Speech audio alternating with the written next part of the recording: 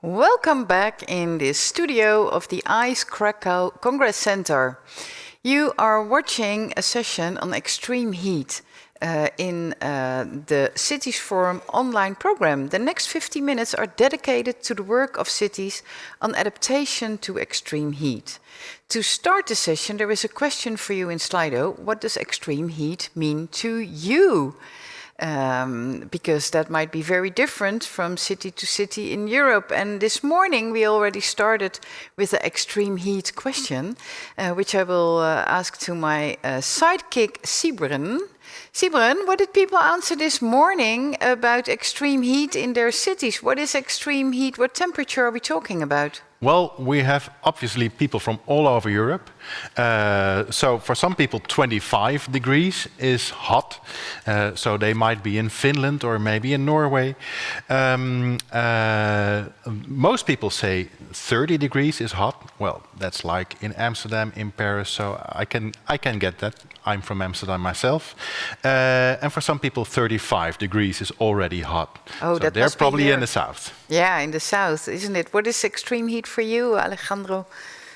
In our case, in Spain, in Getafe, Madrid, extreme heat is almost 40 degrees that 40. we are having actually today, these days in Spain, we're having this extreme heat, and it's crazy. Yeah, it is. I know. Yeah. All right. Well, you are answering the question on what does it mean to you, like, for example, sleepless nights. I will introduce to you the speakers at the desk, starting with the campaigns manager of the EU Covenant of Mayors. Here is Alison Le Corre. Is that pronounced correctly? Almost. It's Le Corre. Almost. Le Corre. So what is the right pronunciation? Le Corre. Le Corre. Okay, where are you from? I'm American and French. American and French, okay. Why is this topic important now? What is the Covenant of Mayors? Let's start with that question first. What is the Covenant of Mayors? So the Covenant of Mayors is an initiative that brings together over 11,000 cities and towns, mostly small and mid-sized cities and towns that have committed to the EU's climate and energy targets and prepared plans to tackle and reduce emissions and also address adaptation, address climate change, and also energy poverty. All right. And we're focusing today on the extreme heat part of it. Why is that an important topic? Well, because it's actually listed as the #1 concern in the city's adaptation plans at the Covenant of Mayors. Really, one of the main worries right now is extreme heat and how to deal with that. So we just recently launched a campaign called Cities Refresh that's trying to shed light really on what cities are doing to address extreme heat and to press refresh and really reinvent themselves in the face of this everyday warmer climate. Mm-hmm. Yeah, thank you. Thank you for that. You invited the speakers for this session, which is divided in two parts, namely identifying the dangers of extreme heat and, of course, the solutions to extreme heat and what are cities doing. And we have two cities at the table, or representatives of the city. The Deputy Mayor of Climate Policies of Reggio Emilia in Italy, and her name is Carlotto Bonvicini. Welcome. Thank you. Yeah, and next to you is the coordinator for housing and regeneration in Getafe in Spain, a colleague of Fernando who was in our show yesterday, and you are Alejandro Lopez Parejo. The is easy for me being from the Netherlands. Thank you so much for joining us here. We have one person as well at the table, which is Bruno Mola. Can you introduce yourself and explain to us what you are doing? Thank you very much. I'm Bruno Mola. I work for the European Commission, the DG for Climate Action, and I'm in charge in particular of cities and local climate action. So I'm one of the coordinators of the Covenant of Mayors, but I also work on the cities mission, the adaptation mission, basically everything relating to cities and climate. All right, so we have policy and we have cities. So that's a good, the good people, the right people at the table, Alison. Thank you for that. How is the EU responding to the growing risk of extreme heat in Europe? Yeah, I would like to start from the European Climate Risk Assessment, which was published last year, which is the first of such an assessment at the EU scale, which shows the magnitude of the climate risk that we are facing. And then what it shows clearly is that, first of all, we are already on a path of overshooting 1.5 degrees. That's an important thing. Both 23 and 24 were over 1.5 degrees of average global warming, which is, of course, something very important. Since we know, are we talking about Europe or globally? Are we talking about globally? All right. Because when you talk about Europe, Europe is actually heating up at double the speed as the rest of the world, which means that for 1.5 degrees globally, we need to count 2 to 3 degrees at European level. And that's particularly important because, as Alison was saying, extreme heat and heat stress is considered one of the most important climate risks, and the one is growing more. It's also very easy. It's a more clear risk related to climate changes, temperature goes up, and then we have heat stress. Now, what is important is that heat waves, extreme heat, first of all, it affects every country, independent of the location. We had recently a heat wave in Iceland with 10 degrees more than average temperature for the period. And it's also something for which perhaps southern countries, Italy, Spain, they're a bit more prepared for, or like they were born with this problem. And northern countries are actually facing a lot of challenges because it's totally new for them. And what is important is that it's a silent killer, which means that when a flood strikes or there is wildfires, it's very bombastic. So we see and we immediately count the deaths that are related. We all recognize the danger. Exactly. When it comes to extreme heat, it's actually the one who's responsible for 85% of fatalities linked to climate hazards. How? This is because, of course, people with certain conditions in particular, so we see that the majority is people above a certain age, and of course, particularly submitted to this heat stress, and they can have a number of medical conditions that can, of course, let's say, get worse because of extreme heat. Plus, there is a problem with vulnerability because, of course, people in vulnerable positions are less protected against extreme heat, have less capacities and resources to protect themselves. The quality of their dwellings or the accessibility to air conditioning, they are all limitations that then make extreme heat more dangerous for certain categories of people. And now this is particularly important in urban areas, where we have urban overheating, where we see that sometimes the difference between the temperature in urban areas and surrounding areas can be like up to 10 degrees in terms of difference. So that's really a crucial point on which we need to work. Now, the climate risk assessment also shows that we are a bit under-equipped for the moment to address adaptation in general, but also extreme heat. Therefore, we need to work in that direction, and the Commission is putting in place a number of measures in order to improve our preparedness to address and prepare against this climate risk. Now, the most important thing that will come soon is the European Climate Resilience and Risk Management Initiative, which aims to complement one legislative initiative with a non-legislative initiative to create... Sorry, a knowledge and a... Legislative and non-legislative, which means there's going to be a law and there's going to be a number of services. A law, all right. Yeah. And a number of services that will be available to other levels of government. What will the law contain? The law will contain essentially the framework for climate risk assessment and planning, essentially.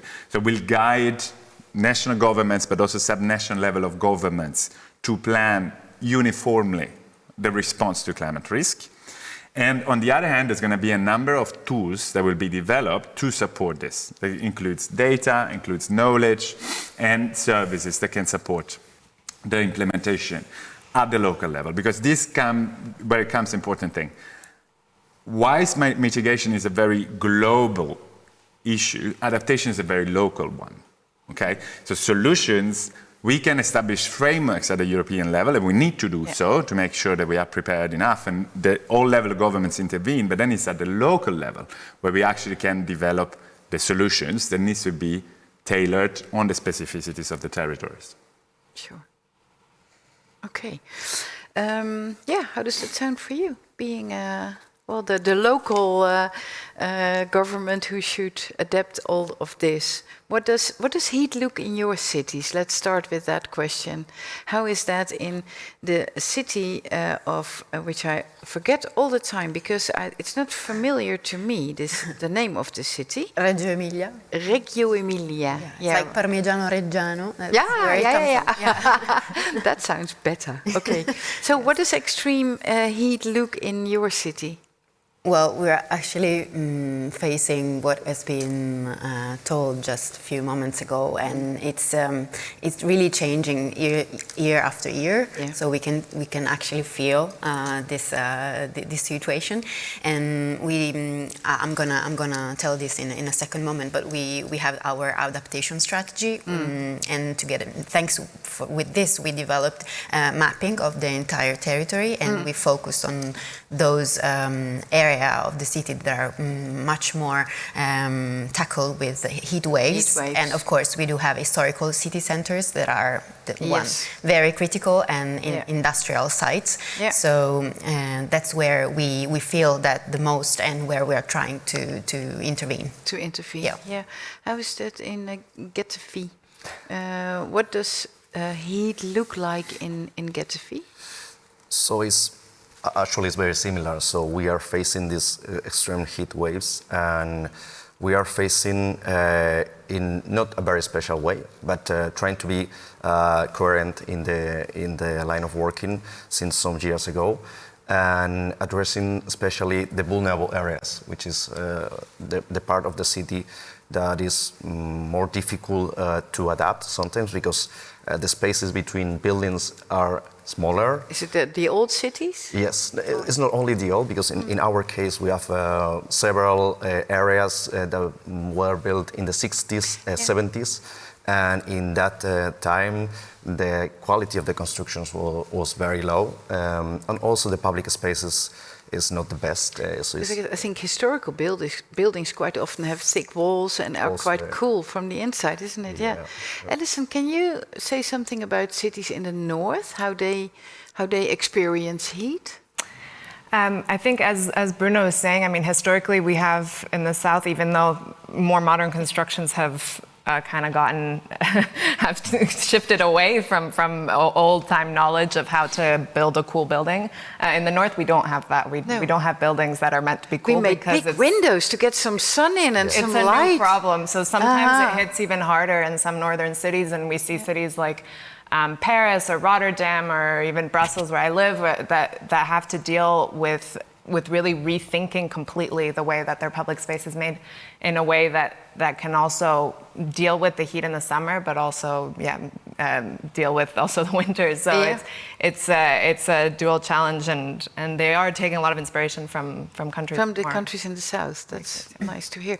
Let's see what people experience with extreme heat: being less productive, big consumptions for cooling, stress, sleepless nights. That's quite a few things. Yeah, it is a big problem. When did you and how did you start working on adaptation to heat in your cities? We started in 2020, actually, with the adaptation strategy. All right. Thanks to different European projects that actually took the topic into the discussion in the city. So I think that was very helpful, yes. Yeah. And you? So we in Getafe, we start actually in the 90s to adapt all the central area, pedestrianized almost the entire city, the entire city center. And now we are developing the low emissions zone in that area.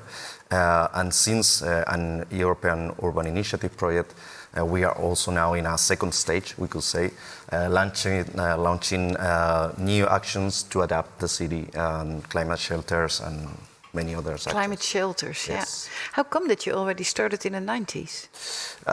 So we started with, I think because we had already an important problem with industry, because we have a lot of industry in the area, and the pollution was very high in our, so Getafe is in the southern area of Madrid. It's a very industrial area. It was a very industrial area, not anymore. Now it's about logistics and other kind of industries. But we had a problem, so we faced the problem. So you faced a problem. Yes. Yeah, all right, thank you. We're going to listen to a presentation of a nature-based solution, which I'm very curious to hear. And Carlotta, the presentation is yours. You can have your presentation with PowerPoint slides. And we are very curious to hear about your climate-friendly parks. Okay, thank you so much. Yes. Here you can see the map I was talking about just a few moments ago. So we started with the adaptation strategy with this very deep analysis of the overall urban vulnerability that allowed us to map the entire territory. And actually these maps became the baseline analysis that we used also for other plans, for example, the mobility plan and the urban plan and building regulation. So it was very important for us to have this knowledge. And of course, what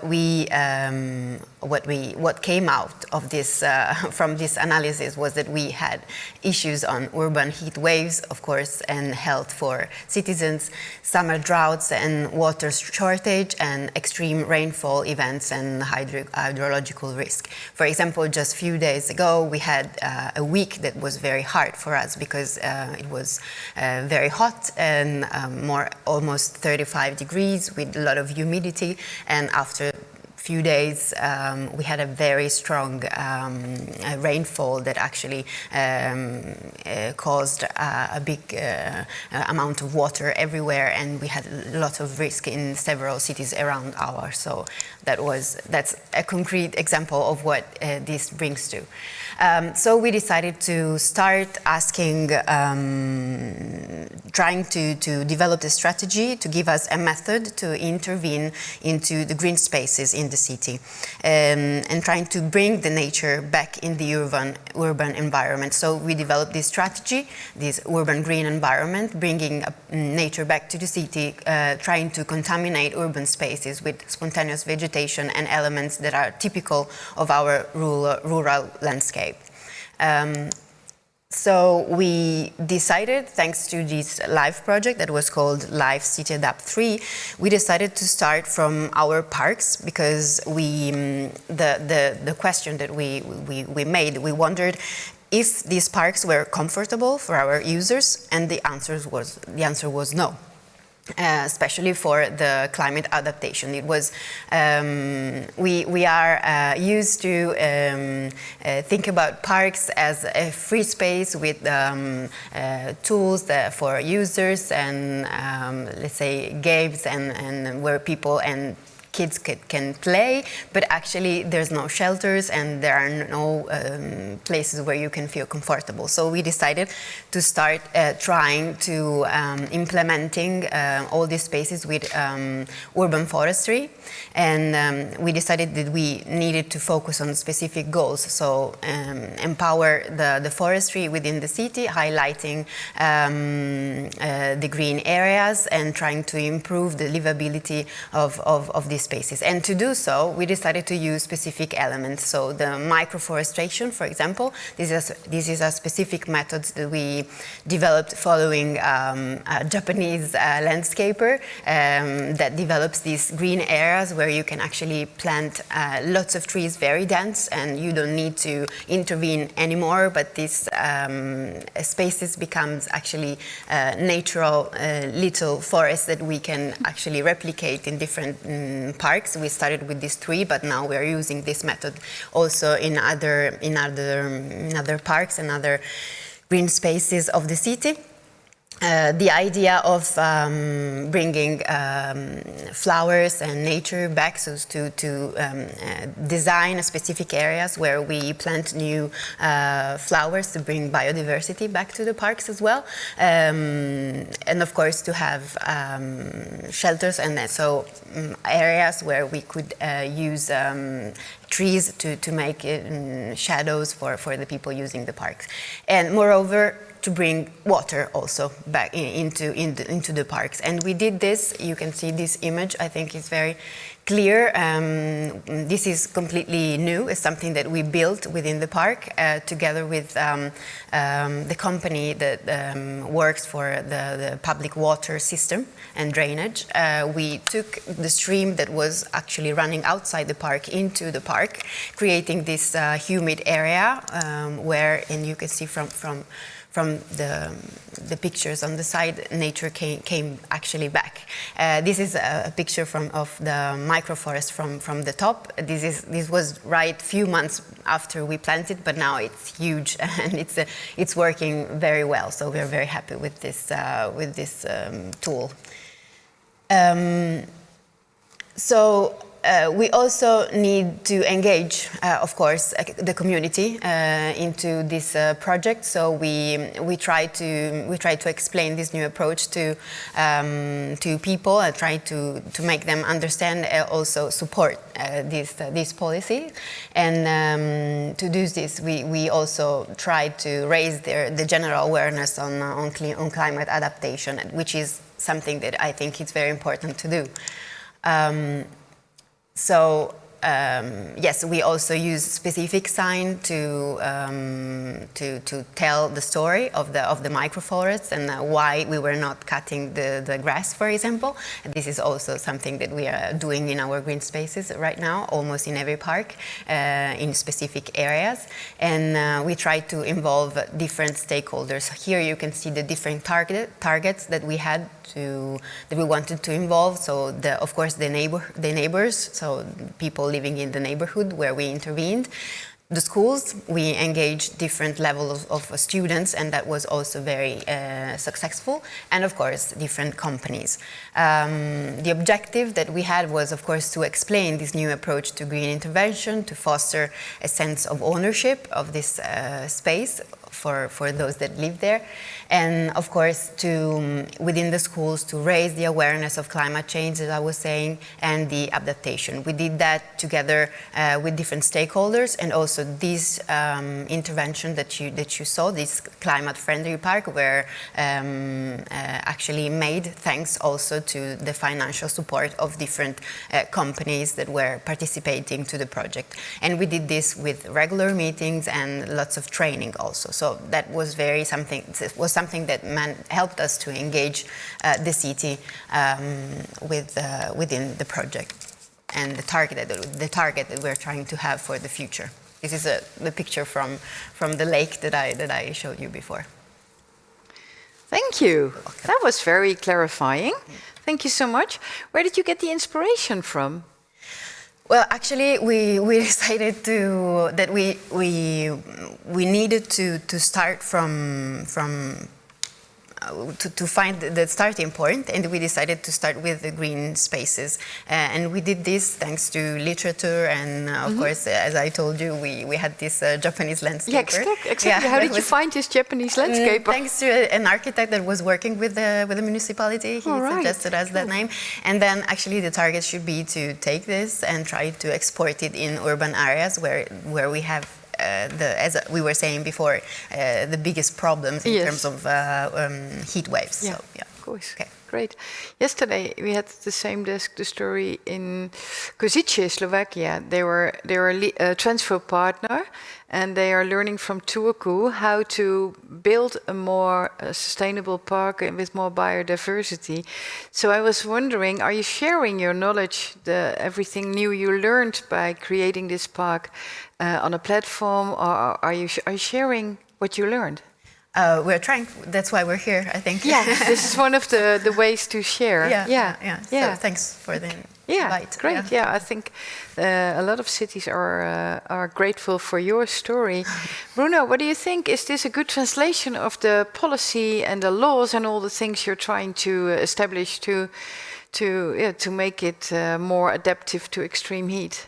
Yeah, but that's the best translation, because you see what I think is very important. Sometimes translating our policies that is not only difficult to the local authorities, it's even more difficult to the citizens themselves. Yeah.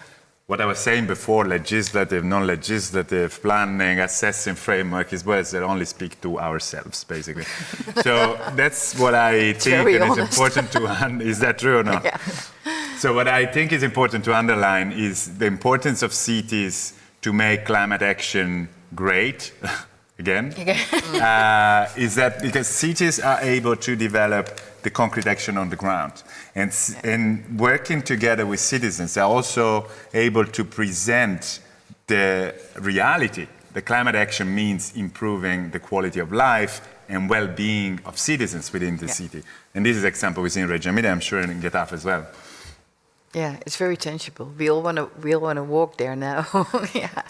Alison, any comments from your side on the presentation? I mean, I think Bruno said it, and it's really about also the role of the municipality in engaging the citizens and making them aware of all the benefits that these actions have for them and for their quality of life. And that's the idea of the campaign. We can reinvent our cities to be better with this, to face this challenge, but at the same time also be better, more livable, more friendly to everyone and to all ages also. And I think also Alejandro's example in Getafe will speak to that too. Yeah. The citizen component is very important. Yeah. And it will all fit in your campaign, which you will explain at the end of this session. Yeah, thank you. All right, we're going to you, Alejandro Lopez Parejo. I like to use this G. Your presentation is about building renovation and protection of vulnerable households. The floor is yours. Yeah.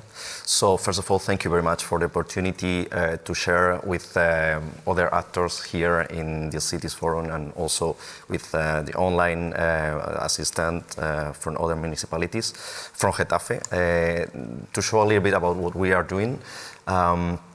First, I would like to introduce you a little bit about our city, which is a city located in the southern area of Madrid, about 10-12 kilometers away in the southern area of Madrid, so in the metropolitan area, which was, as I said before, some decades ago, it was a very industrial area, but nowadays our city is focusing on aerospace business, on knowledge with Carlos III University, and many other initiatives as this one we will show you today that try to innovate from the municipality and also bring solutions not only for our city but also for these medium-scale cities around Europe, which is I think is very interesting because we have two very important scales: the big cities, the small cities, and the medium cities in the metropolitan areas. And our cities could be a study case of this kind of solutions in those metropolitan areas.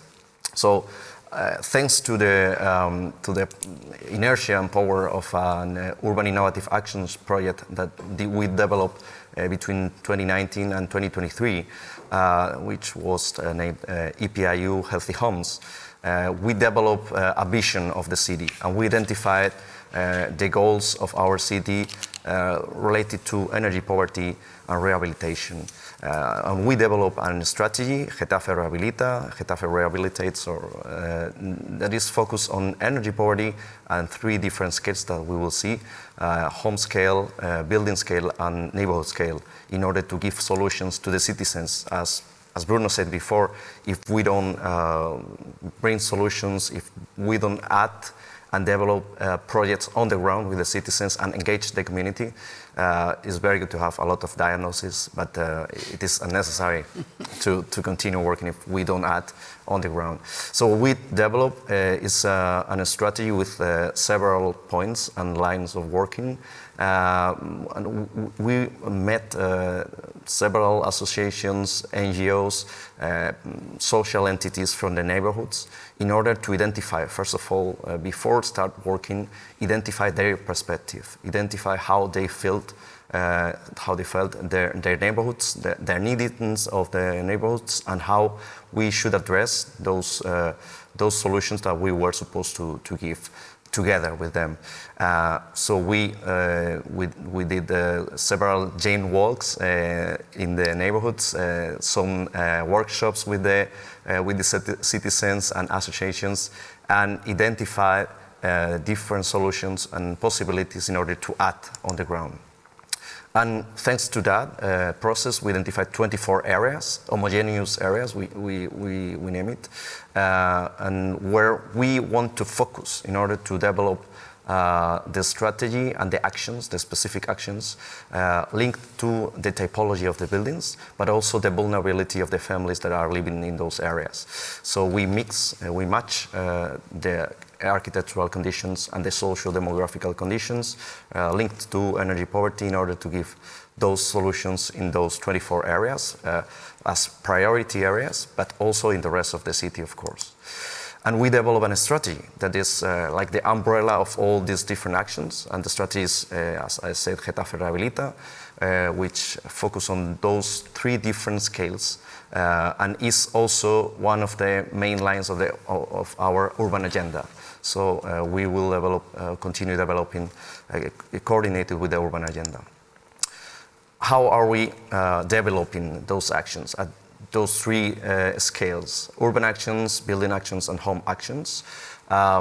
Engaging different actors like universities, academias, NGOs, associations in the urban actions in order to make diagnosis about the neighborhoods, identify where to act, in which square, in which streets we should renovate and regenerate the urban space, but also in the building scale, together with also the universities and different foundations, and at home scale with the universities and specifically with the Red Cross that in our city is very strong and is an entity that is on the ground helping the vulnerable families and can bring also solutions at that home scale. At that urban scale, we develop urban climate shelters. We are developing, so we already developed 2 with this European project with EPIU Healthy Homes, 2 climate shelters on urban space. And now we are scaling that and creating 9 more actions related to urban scale, together with urbanism department and maintenance department in order to scale up those actions for all the city and specifically in those 24 areas that I said before. And we are doing this engaging the community, which is, I think, the most important point. This is a very tactical urbanism action, like very simple and easy action that we developed together with young people from the Red Cross team. And we developed this tactical urbanism in order to make them understand the strategy. That was like an exhibition, an urban exhibition on the street, and try to let them know about what we are developing, about the importance of rehabilitation at building, but also at urban scale, and the importance of belongingness, to that feeling of belong to their neighborhood and of being part of the city and of their own neighborhood.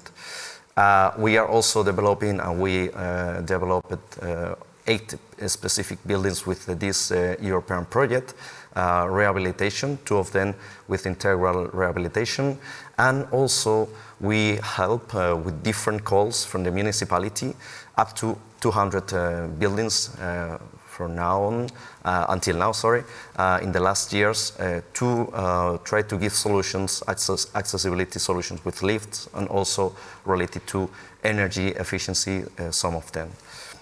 And finally, these home scale actions, which is together with the Red Cross of the municipality, giving kits, energy efficiency kits, also some other solutions like microwaves, fridges, fans, any other small solutions that can make a difference in their real and daily life, and that let us be very, very quickly in order to give solutions, especially when we are facing these heat waves and these specific situations.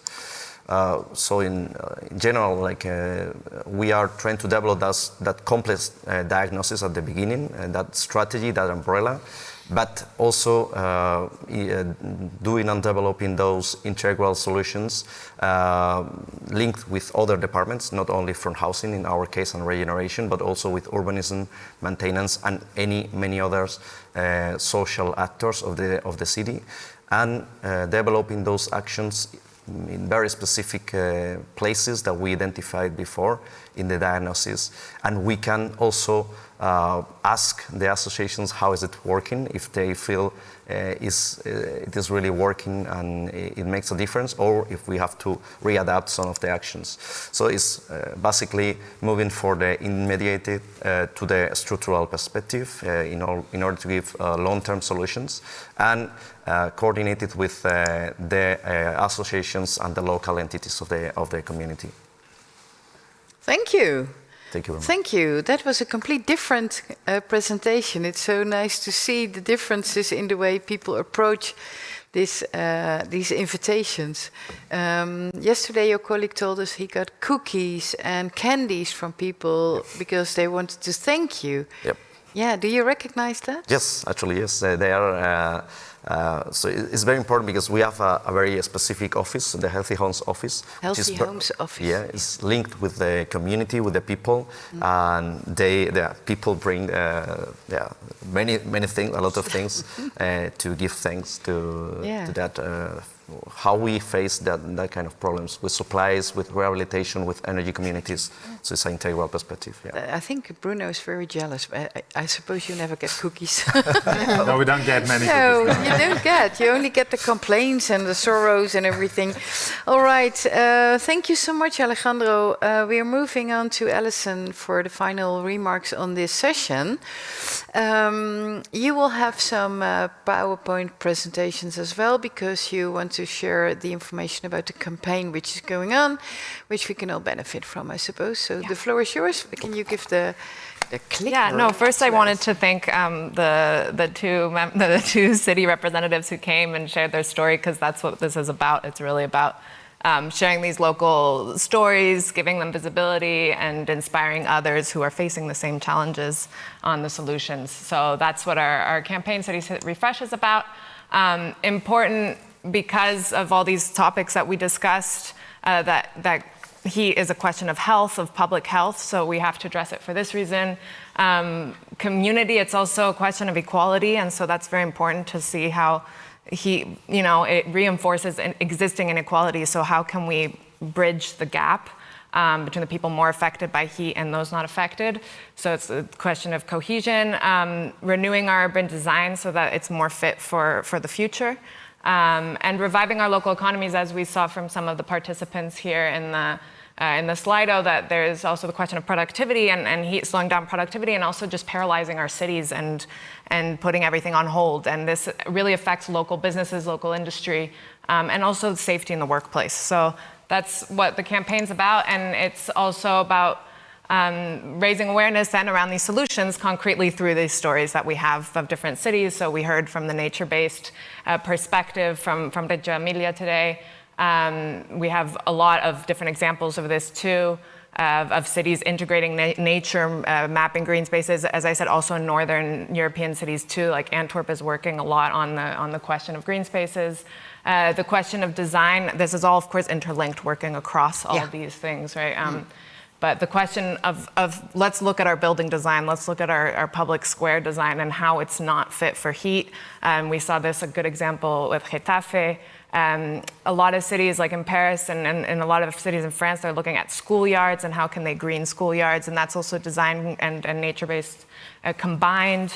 In some cities, it's also about seeing what already exists and using it. So in Lille, for example, this is an EUI project. They also are making available schoolyards during the summer months when schools are closed, because some of the dense city centers that are very paved over, it's hard to make green spaces available there. So let's see the spaces that are available, make them available to people, or put in, some more temporary shading structures. And then there's the whole question that I think Alejandro presented well of governance, the strategies behind it, the strategies that are focused on specifically vulnerable populations, very proactive policy, awareness raising, so very important. And in Athens, they have a chief heat officer also to really, when heat waves hit, to have the response be the most effective, and to be able to mobilize people to protect those that are most vulnerable. And community-driven solutions, because in the end, this is a question, we saw this is present in both the presentations and in all the cases we have in the campaign, how to engage the community. So that's what our campaign's about. You can see we have a ton of stories from Northern Europe, Eastern Europe, Southern Europe, and also from more global stories that are on this map. You can look at them. And cities can also join the campaign with just one action they're taking, because you start with one action and then hopefully, get inspired by others, and it builds up. So that's the question of this campaign is mobilize. So we should submit the stories of the cities to the campaign, so everybody can benefit from it. Is that exactly? And it's placed on the map. So okay. Oh, that's placed cool. on the map. That's really cool. You should do that. Well, they're on this. They're on. All right, good. But for everyone who is watching this online, Cities Forum, please, map your actions on the Cities Refresh campaign website and share the knowledge. Yeah, sure. There was one question from the audience for Carlotta, which I would like to raise, although we are almost at the end of the session. But can you explain a bit more about the involvement of companies? Because I think some people are interested to see why and how you did that. Well, that happened thanks to the LIFE project, because it was a project that was structured on public and private combination. So it was it was something that we told since the beginning, that we were going to develop an action that was going to be financed also by the private. They're financing. Financing, and also they took part of to all the different moments of dissemination that we. But what was developed. their proposition to them? Why was it interesting for them to finance this? Because it was something that then they could return in their image and in their, of course, and in the social and involvement that they have. All right. In a public so it's way. A win-win situation. Yeah, exactly. We will call that, I think. All right. This is the conclusion. This is the end of this session. I would like to thank you, Alejandro, Carlotta, Bruno, and Alison, of course, for shaping this session and to make it possible to talk about adaptation of extreme heat in cities. I learned a lot. I hope you also learned a lot.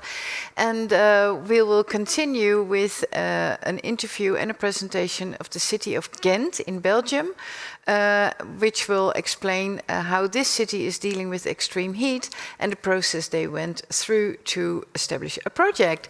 Thank you very much, and have a good Cities Forum here in Krakow. Thank you. Thank you. Next to me is Line Austin, funding manager of the city of Ghent in Belgium, sharing the journey they had about their climate action plan within the EUI, the European Urban Initiative, AI Rewild project, and I'm sure she will explain what this all means. Her colleague Linde Vertriest is in Slido, and she is answering questions. She is the Climate Change Adaptation Officer. She knows about the climate action plan in Ghent, and Line has a different role. Hi Line, welcome in our online program. Hello. What is your role in this project? So I work in the strategic funding team in the city of Ghent, and I support city departments when they want to apply for European funding. All right, so you're more about the process. Yes. Yeah, which is interesting. Can you share a little bit of the character of Ghent? Yeah, so Ghent is a medieval city with a vibrant cultural life, close to a port. Very nice city. You should all come here. I've been there. It was really nice. Yeah, for sure. Yeah. Yeah. But if it's about the topic, what is very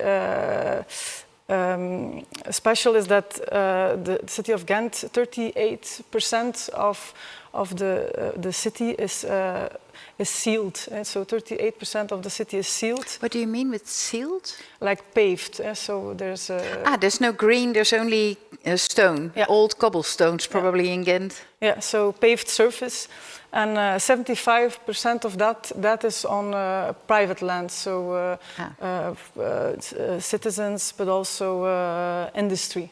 So nothing you can do. Yeah. Yeah. that's very specific. So, and that's why, like, for example, in summer, in the city center, it gets 8 degrees warmer than in the surrounding neighborhoods. So we face big challenges. The city of Ghent is also a very diverse city. So over 160 nationalities live in the city. So that brings also a lot of different perspectives on greenery, open public spaces. And also these different groups of people are also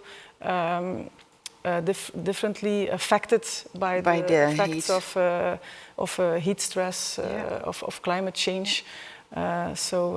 Some people, like I'm very lucky to live in a neighborhood where there's a lot of greenery, a lot of trees, but other neighborhoods, people don't even have courtyards or very small ones. So in some neighborhoods you have up to 80% of soil sealing, so that makes a big difference if you big difference if you live there. Yeah, sure. Yeah, and besides that, also very low tree canopy coverage, so only 15%. So that also doesn't help the situation. No, ooh, I didn't know that when I visited the city, but it was in spring, so at that time it's nice when it's a bit warmer, of course. Yeah. All right, you're going to tell us all about the process, the funding, etc. in your PowerPoint presentation, and I'll be back with you afterwards. Okay. If you have any questions to Line, please ask them in Slido. You will know by now how it works, I guess, and Linda, the colleague of Line, will answer the questions, and I can also pick them up and ask them to you afterwards, as long as it's not about climate itself, but about the process. That's what we agreed. All right, the floor is yours. Okay, thank you. I'm very excited to introduce you to the Rewild project. It's a project close to my heart. It's all about making the city more resilient to the effects of climate change, to make the city more livable. We do this through new ways of rewilding and desealing or depaving urban areas. So Rewild is a project proudly supported by the European Urban Initiative, and our main goal is to tackle 2 big problems. There's too much paved ground, we call it soil sealing, and not enough green space in our city. We do this by actively rewilding and desealing areas, while also thinking about how Ghent will continue to grow. We've chosen 3 neighborhoods in Ghent that are most affected by climate change, and here we test our solutions in practice. Key change in this program period is the mandatory involvement of transfer partners. For Rewild, these are Guimarães, Wrocław, and Helsinki. They will be involved throughout the project with the intentions of learning from each other around the challenges of this project. They will also effectively try out part of our innovative solutions in their city or town. Ghent is as I told you, Ghent is a beautiful city with a rich history, but like many cities, we face big environmental challenges. A huge amount, 59 million square meters of our city is paved, and 75 of this is on private land. This shows we need everyone's help to make Ghent climate resilient. This high level of paving, covering 38 of our city's total area, makes the city more hotter in summer. The fact that we have a limited amount of large urban trees does not help.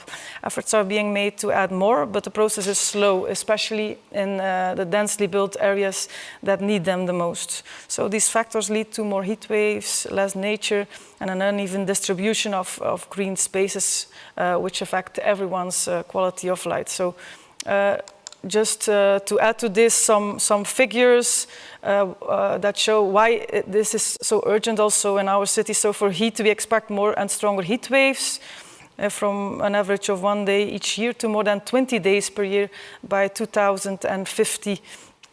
Sadly, there could be 5 times more heat-related deaths by 2050. Drought already impacts our green areas and nature, and this will become much worse. And for rainfall, studies show that a very heavy rainfall, like the one in the Vester Valley in 2021, could cause about 3 billion euros in damage in Ghent. These numbers show the serious risks we face. The European Environmental Agency named Ghent on a list with the EU cities with the highest flood risk. So Ghent has been working on climate change adaptation since 2012, and our current plan, the third one from 2020 to 2025, sets out our main goals. So our overall strategy to fight extreme weather, heat, drought, and floods is to focus on solutions that bring multiple benefits. These include greening the sealing soil and create more space for water. All these actions help to reduce the impact of climate change on our city. We plan to do this at all levels, from city-wide projects to small changes on private plots. I share some examples of it in the next slide. In our redevelopment project for public spaces, the city has a clear goal: to deseal 15 of the surface area compared to the original street or square design, on average each year. This is a commitment from different city services to challenge ourselves and deseal as much as possible. As you can see, we still have work to do to consistently meet this target, but it pushes us forward. Another example of our approach is how we develop our blue-green infrastructure. This includes creating a large green hubs surrounding the city. We aim for 5 areas, at least 100 acres each, with every resident living within 5 kilometers of one. We also focus on neighborhood parks, aiming for one within 400 meters of every home, offering 10 square meters per person and at least 1 hectare in size. And in addition to this, we want to provide a pocket park or green area within 150 meters of each front door.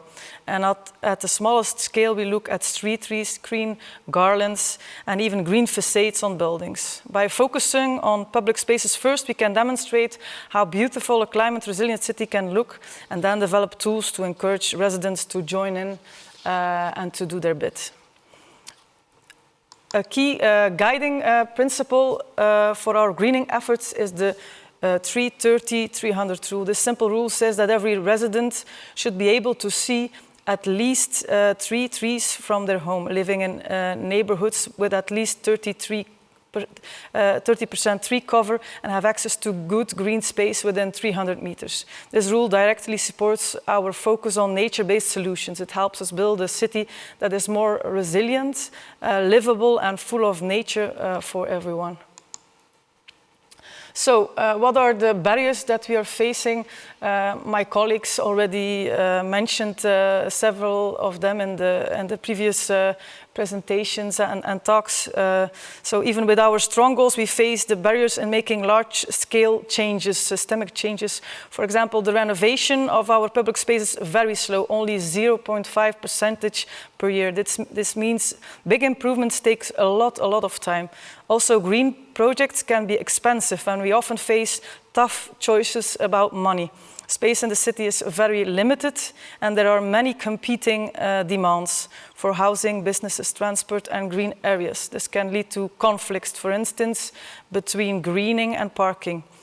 Sometimes existing laws or rules can also make it harder to deseal. So the governments should, the different governments should align their approach. We also need to create stronger sense of urgency and more support for greening, especially if it affects things people are used to. Finally, we need more effective strategies to encourage private landowners who own 75% of Ghent's paved surface to take their responsibility in desealing. So a lot of barriers. So what does REWAL do? How are we tackling these challenges with this project? We, as government, want to work together with academia, industry, and citizens, NGOs, on a 2-track approach: research and practice, designed to create a strong domino effect. So on the research track, we are working hard to understand and remove the barriers we just discussed. So it means finding priority areas for desealing, exploring new ways to finance adaptation projects, ensure we use every de-sealing opportunity and building broad support amongst all stakeholders involved. We are developing practical tools and guidelines based on data to create our long-term strategy.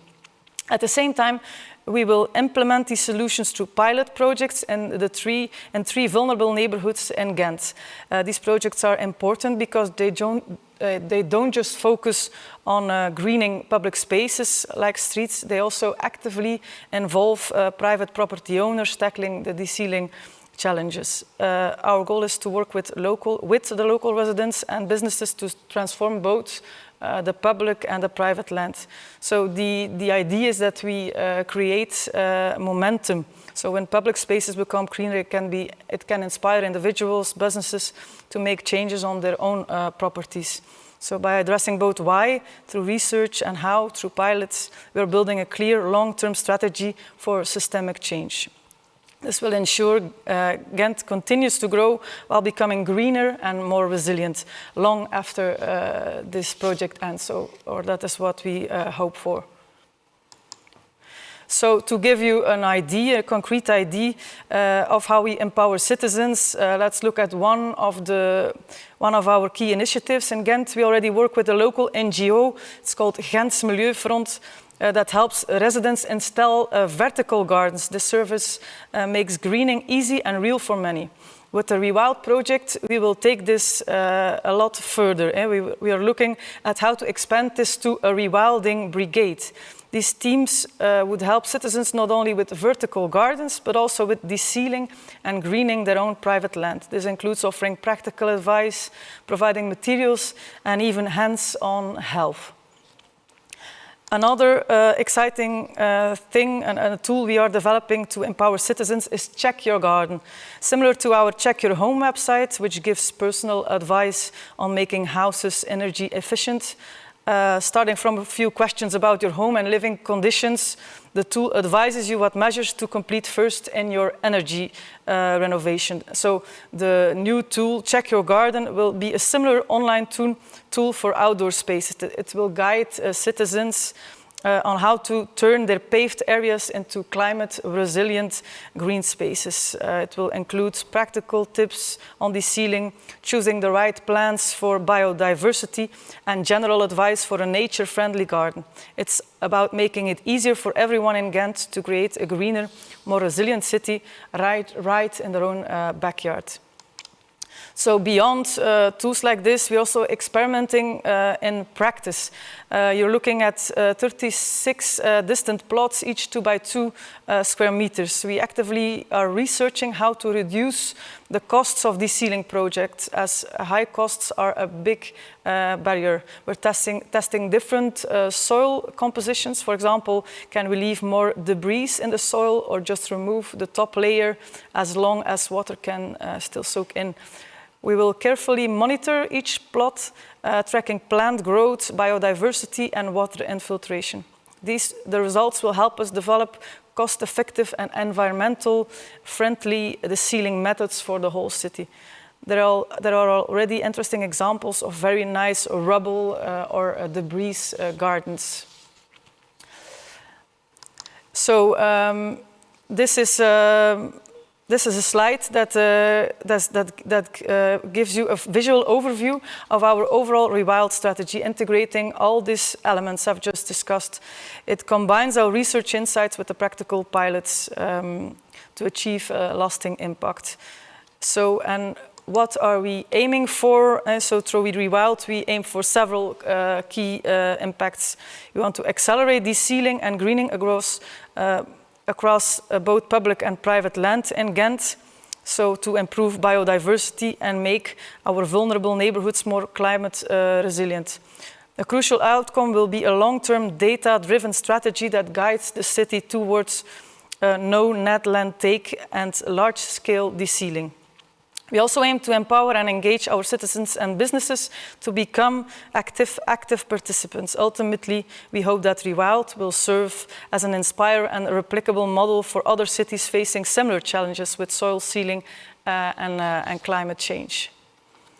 So, this is, for example, also picture of how a citizen proposed his or her ideas for the neighborhood.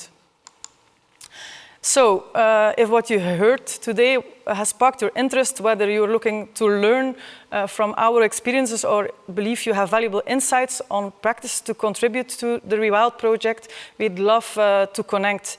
We invite you to contact us directly. You can find our details on the slide, and please subscribe to our newsletter via the QR code.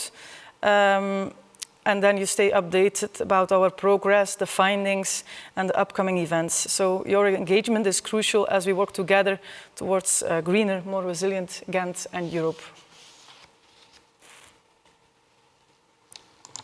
Well, thank you, Line. That was very informative and helpful. And I think Ghent will even be an even nicer city in the future. Somebody in the audience is wondering, what kind of proposition do you use to tell private and business landowners to de-seal their pavements? What do you? How does that work? Yeah, I think it's one of the main challenges for all the cities. I've heard many presentations already yesterday and today in this beautiful event.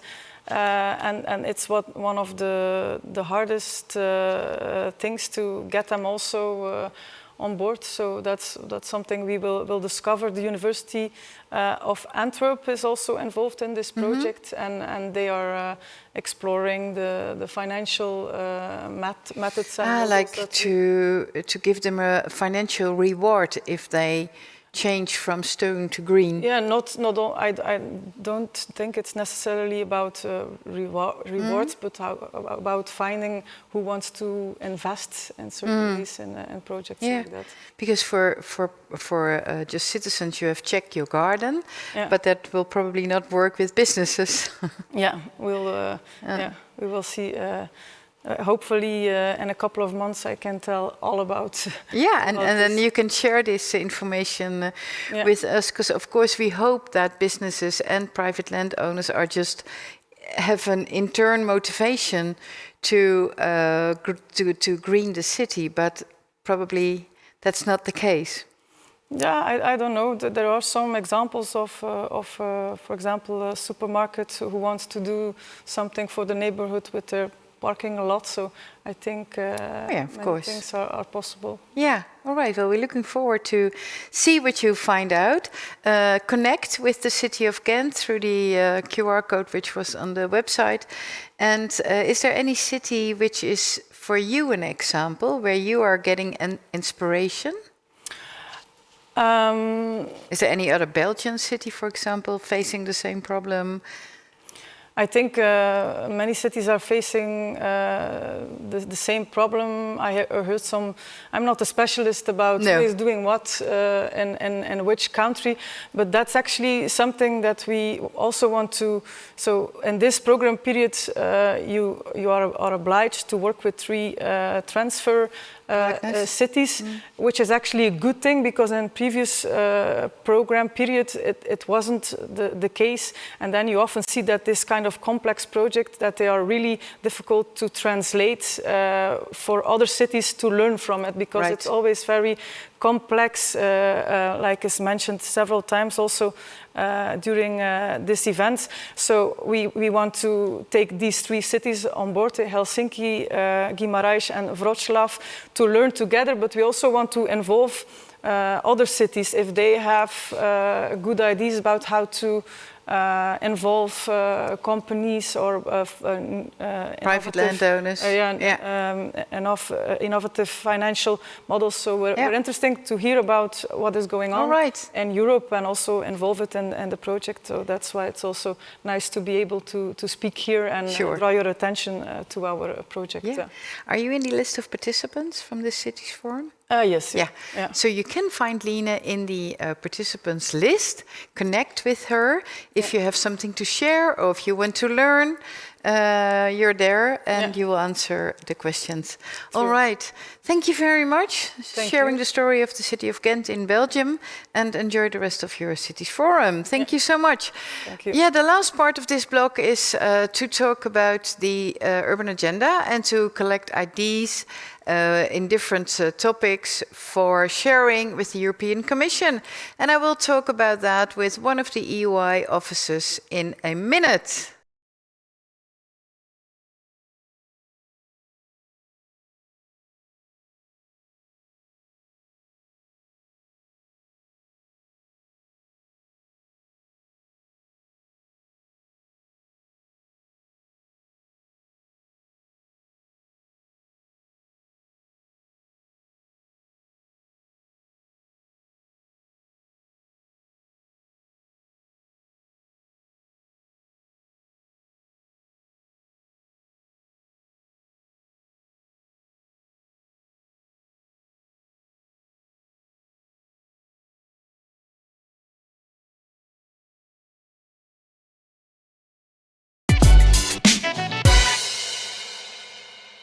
Welcome back at the Cities Forum online program, where we will discuss the EU policy agenda for cities and the way you can contribute to that agenda.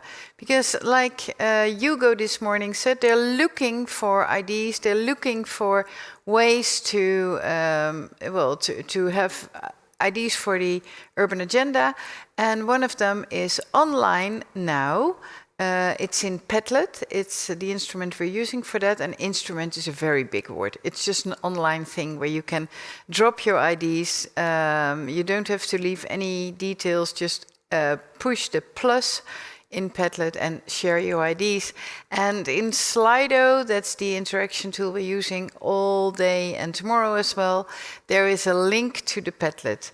And I've seen many people already found the way to Padlet and found a way to contribute to the EU agenda for cities. Next to me is Sophia. She is working for the EUI. What is your role within the EUI? Hello, Gertie. So I work as reporting officer at the European Urban Initiative. So I'm in charge of everything that has to do with monitoring, reporting, but also helping the governance structure of the initiative. So we're very happy that we can have here the city agenda at Cities Forum to really hear cities' voices and have them contribute with your ideas, your challenges, everything that you can not have the opportunity to say. Now is really the moment. Now it's the moment, isn't it? Yeah. And what is your work you're doing for the agenda? So as the initiative, we're really using the Cities Forum as the forum to collect widely and across Europe as many contributions as we can. We then will gather that information and pass it along to the European Commission. So as explained this morning by Hugo Sobral, they will then be in charge of analyzing this information and building up the agenda. So our role really is here facilitating this, making you contribute, gathering as much as we can. And what is your personal role in collecting all these ideas? Well, within the team, we are of course a group of team working on this all together, and we came up with this expression wall here on site. So it is really a space where all participants can freely go with a little post-it, put in whatever comes up through your mind, whether it's a story you want to share, a suggestion, a challenge sometimes, or an opportunity. So whatever. Whatever, exactly, whatever. The objective is really to have an open space for dialogue. And I expect that it's the same for the online expression wall, which we're talking about all day or every day here. It's the online expression wall in Padlet. Sibren, can you share with us how it looks like at the moment for our participants? Yes, let's see if we can get it on the screen. Ooh. And there are a lot of ideas from a lot of different places over here. So let me see if I can scroll through something. Well, here it's even gone beyond the page. So that is really great. Yeah. And on all issues there is some ideas. So that's really great. I see. And the issues are smart district, city center, connected quarter, inclusive lane, civic square, and green neighborhood. well, there is many ideas, comments, etc. Did you had a chance to look at it? Yes, I did. I'm very happy to see that people are starting to contribute and come in. I think the more the event goes, well, the more people have ideas coming out of the discussions and the sessions. Yeah. Do you see a difference in the expression wall here in the building where people actually put post-its on the wall and the ideas here online? Well, what is nice with the expression wall here on site is that you really physically see the new ideas coming in. So you see the wall, let's say, getting bigger and bigger, which is really nice. Of course, we have the same effect on the Padlet, but it's always nice to see that people are willing to contribute, whether it's online or here on site. Sure, it is. I will mention a few in the smart district. Perhaps it's, well, you can comment a bit on that or reflect on it. Let's see, digital tools. An important one from Bucharest. Digital tools have to be usable, easy to maintain, simple and useful. Is that something you've heard before? Yes, exactly. Well, it's one of the big topics, how to transition nowadays with all of this technology that we have and coming in, and how cities can actually use them without being over complex for cities that have to get used to these new ways of working, but also for the citizens who have to get used to, let's say, communicating in this way with their city officials, changing a bit the way that they see the city, that they use these tools, and how also to make it work in a space, because you go, let's say, from an online space with all of these digital tools to a real concrete space, which is the city. Yeah, sure. Yeah, some comment from the Covenant of Mayors. They were just here in the studio. Value in exchanging, so not only the connection, but also deeper conversations. Peers with similar context and pooling resources. Yeah. Do you know what they mean with that? Where it comes from? I think we can take a guess on it's really about exchanging with other cities, also on their experience. So cities are not alone in facing all of these challenges. And what is interesting with these kind of tools is that we see popping up the same kind of challenges. And so it's really interesting to highlight that a lot of the cities are experiencing the same things, and a lot of the cities are looking for their own peers to help them also, because everybody has a different angle, a different solution, a different way of seeing the same problem. Yeah, interesting. Oh, you see everything coming back. That's interesting. Exactly. Comments on the city center topic from Riga, city-to-city learning. There should be a smart balance between cultural heritage and modern needs. Interesting. That's a very interesting one. Especially what I like about this topic is really how to put the city back in the center and back in the space. And indeed, we are in Europe. It's a continent with a lot of history, with city centers that have a lot of, let's say, beautiful buildings or beautiful things to offer to the people, but also how to make it more modern, whether it's in housing, so old buildings that have very few isolation, no heating, how to improve the transportation system, for example. How to deal with air pollution is said exactly here. Yeah, especially here in Krakow. It's a very old city center. Yes. Also facing a lot of challenges, as we heard from the mayor yesterday. We move on to the next one, connected quarter, and I'm still a bit in doubt what it is. Can you give me a bit more context within the topic of connected quarter? Yes, so this is the part of the expression wall where we can express yourself on mobility. So everything that has to do with connecting the different neighborhoods. Connecting different neighborhoods. Exactly. How to go from one place to another, how to go fast or how to go the most efficient way, or how to go also for people that cannot move that easily, whether it be elderly, disabled, children, for example. All right. Really the idea of making the ideas are a bit different. They're more focused on physical mobility. Like, for example, in Tampere, I don't know, I will probably pronounce this incorrectly, in Finland, they talk about inclusive mobility. Scooters are our important part of urban mobility, but at the same time, they cause significant harm to people with disabilities. For example, the ones who are seeing impaired. Exactly. Yeah, things like that. Accessibility in small cities is a topic which is coming back in more comments. There is a qualificational difference between older people or less educated people. Yeah. Exactly, yeah. international and cross-border links, Eurail to connect the European youth. Well, I can tell you, not only the European youth, but I love to travel by train, and it takes days and days and days to get out of the circle of Paris, Vienna, Berlin, London for me. Yeah. So yes, please work on the Eurail. But what's interesting about that is really what we were saying at the beginning, that every city has their own angle on how to use it. And mobility, I think, is really one of the topics where you see how differently people use the city, need the city, and what the city has to offer to them. Indeed. Katish in Slovakia, international and cross-border links based on values like peace, family, and love. That's actually a really nice message. It is. Yep. Yeah. To bring across Europe, to use actually connecting, to bring, let's say, the more immaterial contributions. Sure. Yeah. I would have expected that as well in the inclusive lane, but that is more, this is funny. It is from Czech, the city, or somebody called Usianatlaba. Sorry, I cannot read it. Cities should own more flats. It's our priority. Yeah. So that's the one on housing and affordable housing. Inclusive lane, Yes. Somebody says higher taxes for people who own more than one housing unit. Yeah, this turns out to be a conversation about housing. Exactly. Collaborative housing. Yeah, sure. So inclusive lane, at the moment, housing is the big issue. Which is a very big topic at the moment in all of European cities. Yeah. The right to stay. I cannot get that out of my head. Yeah. The right to stay, I think, and the right to stay well with a high quality life. Yeah, of course. Yeah.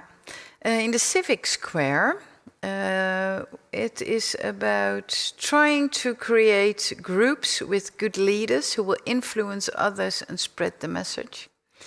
Listen to the younger generations. Listen to students. Youth organizations, this is about generations. Integrated strategies, more theoretical. Most of them are only to meet certain standards. Do you know what that means? What this person wants to say? No, can you say it again? Integrated strategies, more theoretical. Most of them are only to meet certain standards. Yes, I understand. Yeah. So the integrated approach is really the fact of having different sectoral policies, so mobility, social policies, come together in one policy. So it's really about breaking bridges or making bridges across different topics and make them work together, because cities are places where a lot of things come together. You cannot just go with one angle and expect everything to work out. You really have to work with different people from different administrations, different societies, different neighborhoods to make it work. Yeah. There's another thing to make it work, which we have heard several times today. Participation. Talk to citizens. Give a structure where public consultation will be taught to students through classroom visits, to adults through participatory design processes. Yeah, that's what we heard in the last two city examples as well, isn't it? Yeah, all right. And the last one, but not the least, green neighborhood, participative decision making. So it is a topic which is concerning a lot of people. Yes. Local leadership support needed, lack of knowledge and human resources. And again, participative decision making. And then, anonymous, not everyone is convinced we have climate change. There is a lot of distress to the, quoted, bad government. People lose faith and safety. I think all of this really points out to the willingness of people to actually contribute to their daily lives, not just having other, let's say, higher levels deciding for them, but really saying their word, contributing a bit. Like now we're asking cities to say what are their challenges, and in turn people that are living in cities are also willing to shape their futures and have a word. So really important message coming up here. Yeah, nice. I think it's very interesting to see that the ideas are being posted and that you recognize it, that you can work with it. So I hope this is a way to involve even more people in our Padlet, our online expression wall, which will be used to draft the agenda for the urban policy. For the EU urban policy. And please continue posting, because I can see from Sophia's face, and she is dealing with it. She got very happy with all the ideas posted, and she can also integrate and link them towards each other. All right. So far, so good for today's online program. And thank you, Sophia, for explaining a bit more and, well, making the links between different ideas today. We will have lunch soon, till 1:30. And then something really special is happening. Because we will have 27 different rooms, each led by an urban contact point. So all countries will be represented by their own urban contact point, talking in their own language to whatever topic you would like. So whatever your question is, whether you are starting an EUI project or whether you want to have information or you are already a bit further in the process, you are welcome to visit your own urban contact point or to discover who he or she is. This session takes place in Zoom, because we had to create 27 different rooms, and then Zoom as a video conference system is very suitable for that.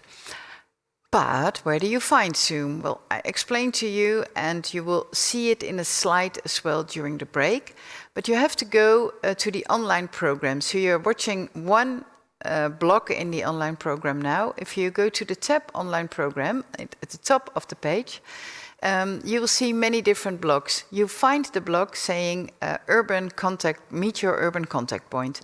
If you click there, you have the screen where you see the live stream. Below, there is a red button say go to Zoom. If you click there, you can follow the whole session. You will see me again. There's nothing you will notice which is different. Besides that, there is the possibility to meet your urban contact point. So that's 1:30. We'll have a break till 1:30, and I would love to see you back in Zoom at 1:30. Enjoy your lunch and see you later. Thank you so much for joining us.